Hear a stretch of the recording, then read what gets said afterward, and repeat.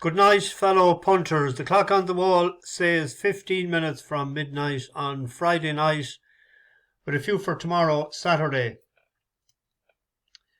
I had a busy day yesterday. It was my yearly appointment with the consultant in the hospital in Sligo, and I was in plenty of time, but got delayed for over an hour before they saw me, which is unusual down there because they're normally spot on. But there was a couple of difficult patients, and they had to get special needs treatment and different stuff.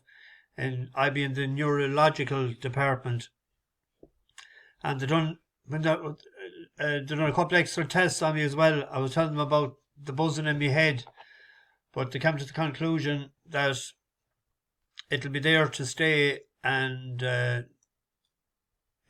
she said incurable and no treatment. So plough on. So plough on we will. I was thinking that all right, that it wasn't connected to the EMS. It's just annoying, that's all. But we have to suffer on, haven't we? There was several things last night, and I looked at the card. I had no chance yesterday. I looked at the card, and there wasn't anything that stuck out. There wasn't anything in my tracker. So I let it slide, and I said I would do something maybe this morning. But something as new in my life has cropped up that I'm doing on Tuesday. I'll share with you maybe on Monday night or whatever. And I had meant that my whole day today was spent around the house. Gardens, weeds, everything that won't be able to be done for a couple of weeks. And didn't see any racing whatsoever at all today. And I think it's the first time in a long time I had no bet today. I had a couple yesterday. I was really sweet on Kanjar. I said the other night I'd be very disappointed if it didn't win. I was disappointed, but so was my pocket. I sort of ploughed into it at 2-1 the day before, and then 7-4 again. Broke last out of the stall.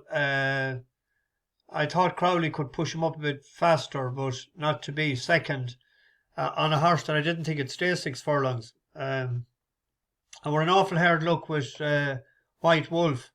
I thought it had won when it exploded around the corner. Richard Kingscote loves that surface, but got beaten by a short head. But at least it drifted out in price. We didn't lose any money on it. And the other one was a total disappointment altogether. Summer Snow. I didn't get a chance to review or look at the video of that either. So anyway, tomorrow I have a sort of plethora of stuff. I was visiting tonight for a half an hour, but I was 2.5 hours.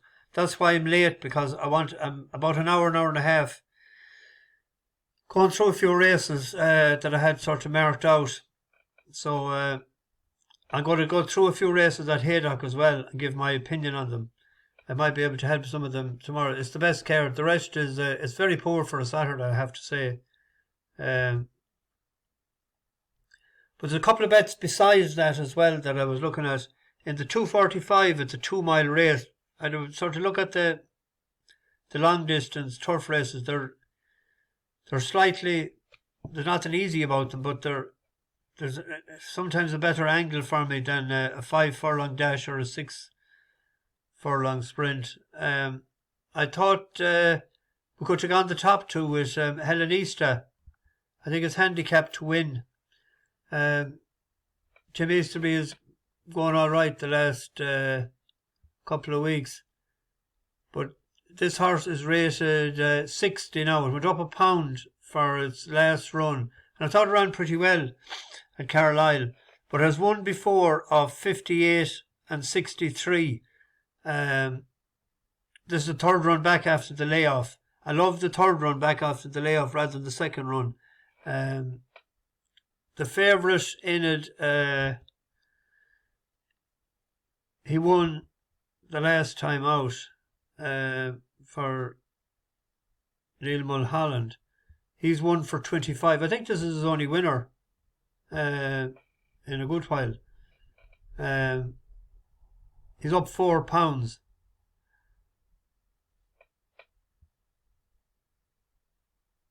But he won when he won before 52, he went up to 58.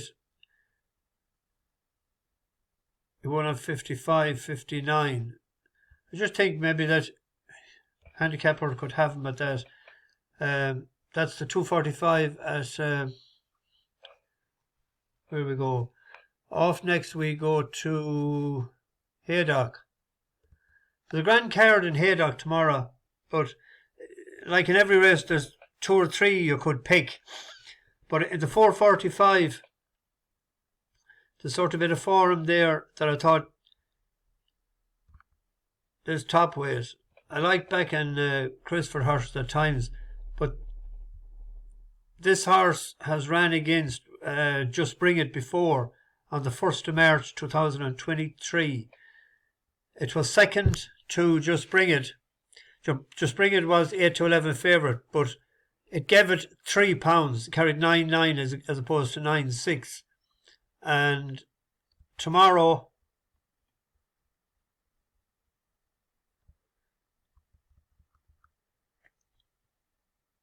it'll be getting £2, taking into consideration Harry Burns' £3 allowance. So that's a £5 swing for 3/4 of a length. As well as that, I thought the last time Just Bring It ran was in the Silver Bowl, and it's a sort of relentless galloper, and Choisya showed I thought about a bit more toe. This was his first run. Sudden ambush, the two of them. He's in the yellow. Choisya in the clear is in 3rd place, but starts to run on. They're inside the final half furlong. Sudden ambush, and Oisin Murphy, Choisya and Harry Burns on the outside, bearing down quickly. Sudden ambush just holds on, and it's Oisin at the double. Choisya in 2nd. Manavi didn't get the best. He was in hard enough look there. He went up £2, I think, for that. Just Bring It ran pretty well the last time, but it was running on, but it wasn't running on with the same toe. That was in over course and distance, the Silver Bowl. But the fact that that's 5 to 1 with the dead 8 in it, we could just be cautious and back it each way. It's 9 to 2, back it each way. That's that one. We'll just have a quick look at the earlier ones in Haydock. The Achilles Stakes. Equilateral is an 8-year-old. It's favourite because the last time it ran, it was second over the course. It's drawn 10 again, and the last day it ran to second to Dramatised. We were on... We were on something in that race, weren't we? Was that Twilight Calls? It was, I think. But if you look at the draw the last day, 14, 4, 6 and 5. Dramatised was in stall 14. There was a bias, and he's Equilateral was 20 to 1, but he's drawn in 10 tomorrow. Now I'm not sure whether the same bias will be there or not. On the other side of the draw altogether is Razzle, and Razzle won this race last year. So maybe they were targeting this race again this year for him. Nick Appleby, James Doyle rode him last year as well. If we look at his form,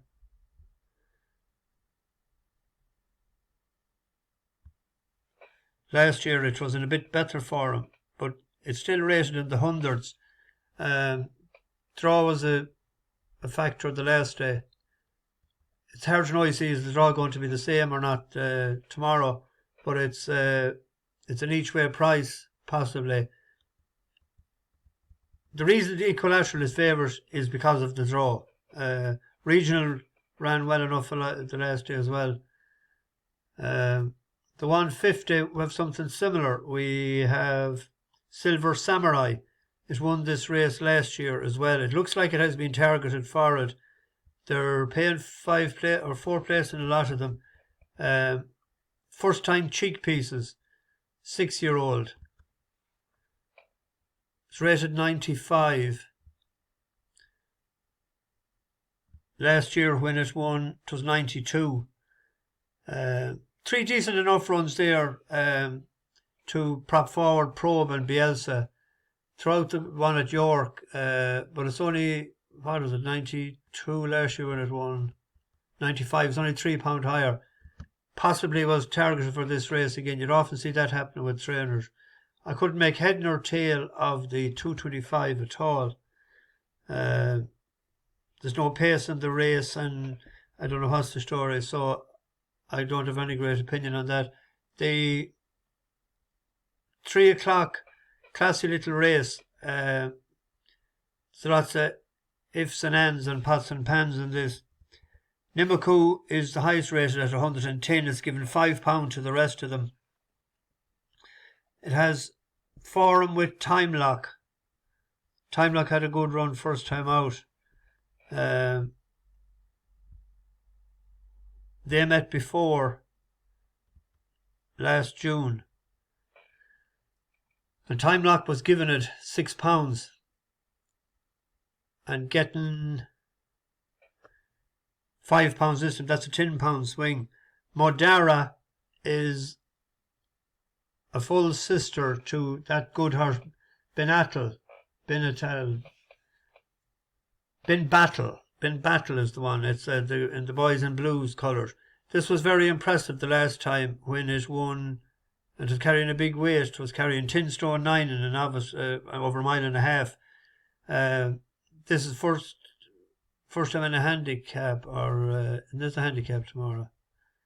No, it's a Group 3, sorry. I don't know. It's only rated 97, but it could be a big improver because it's a big, strong horse. Well, we bet into 335 for sure. The Astrologist. We were on it the last day and it needed the run. Ryan Moore said it needed the gallop.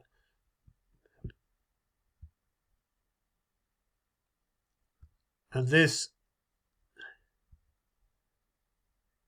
is entered in the Jubilee Stakes. It's over 6, but it has 1 over 7 in Australia. And it was second in the Al Quaz on its second last run. It was at 20-1 that day.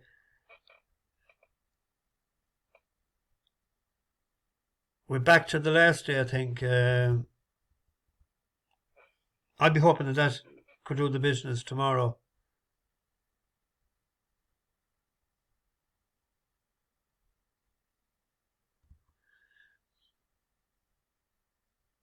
I have no great opinion on that.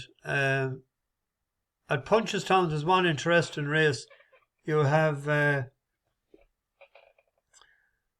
it's a hurdle race. You have Jeff Kidder, who hasn't run one in a long time since he was a Group 1 winner, and he couldn't win on the flat either. You have Ash 3 Meadow, that was 4th in the Galway Plate last year. So this looks like a prep run for Galway.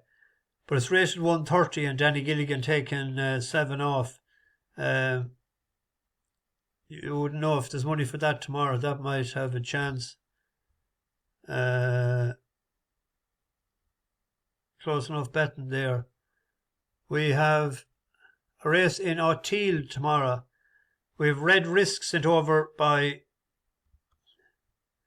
Paul Nichols. It's an 8-year-old. This is a grade 2. Last seen in the Coral Cup. And we have Jessica Harrington sending over Ashdale Bob.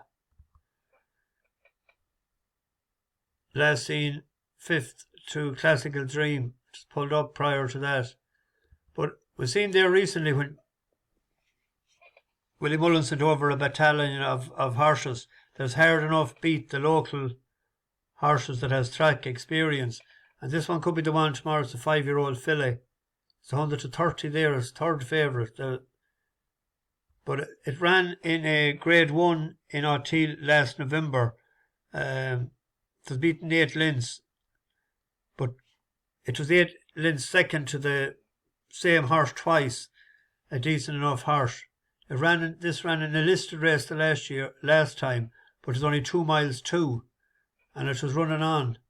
So horses are courses and home court advantage and whatever. This could be the one tomorrow, I thought.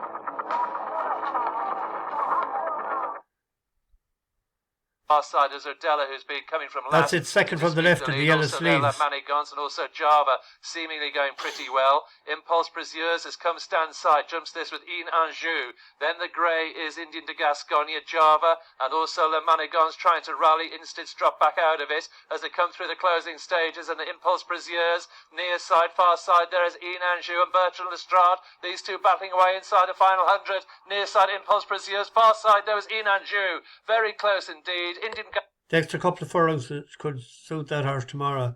The one that was favourite in that race was 6th Instance for Willie Mullins. And tomorrow night is the Belmont Stakes. Seen Siskany won there tonight. I think it was even money.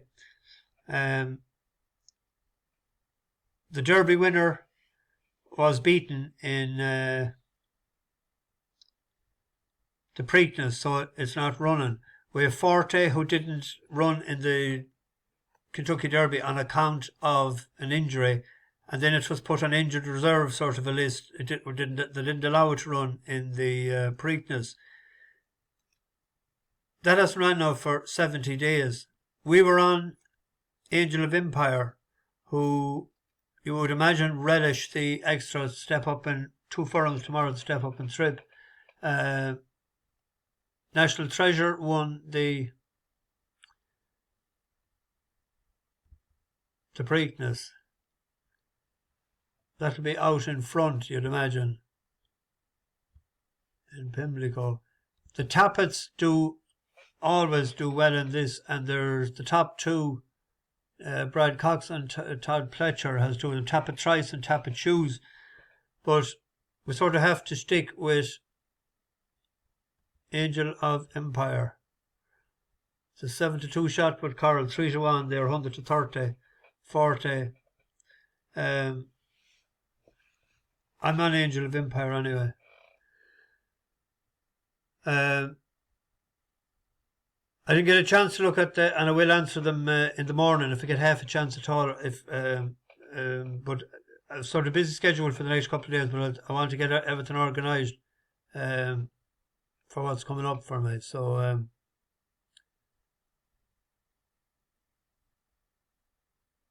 I'm going straight to bed now because of an early start. Bash the bookies, over and out.